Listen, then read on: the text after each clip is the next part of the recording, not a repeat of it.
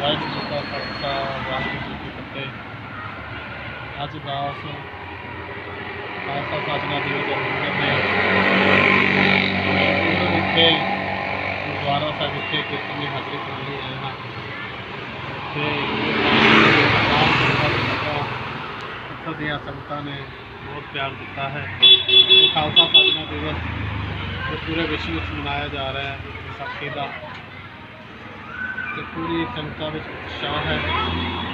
ਗੁਰੂ ਗੋਬਿੰਦ ਸਿੰਘ ਮਹਾਰਾਜ ਪਾਤਸ਼ਾਹ ਨੇ ਖਾਲਸਾ ਦੀ ਸਾਜਨਾ ਕਰਕੇ ਸਿੱਖਾਂ ਨੂੰ ਇੱਕ ਵੱਖਰੀ ਪਹਿਚਾਣ ਦਿੱਤੀ ਕਿ ਖਾਲਸਾ ਸਾਜਿਆ, ਅਤੇ ਗੁਰੂ ਪਾਤਸ਼ਾਹ ਦੀ ਅਪਾਰ ਕਿਰਪਾ ਨਾਲ ਗੁਰੂ ਵਿਖੇ ਕੀਰਤਨ ਦੀ ਹਾਜ਼ਰੀ ਭਰੀ ਹੈ।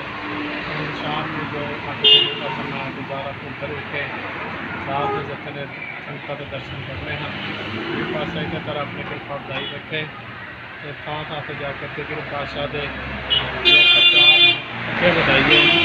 ਗੁਰੂ ਪਾਤਸ਼ਾਹ ਸਾਡੇ ਜਥੇ ਦੇ ਸਿਰ 'ਤੇ ਮਿਹਰ ਭਰੇ ਹੱਥ ਰੱਖਣ ਤਾਂ ਜੋ ਅਸੀਂ ਇਸੇ ਤਰ੍ਹਾਂ ਸੰਗਤਾਂ ਦੀ ਸੇਵਾ ਕਰਦੇ ਰਹੀਏ। ਵਾਹਿਗੁਰੂ ਜੀ ਕਾ ਖਾਲਸਾ ਵਾਹਿਗੁਰੂ ਜੀ ਕੀ ਫਤਿਹ।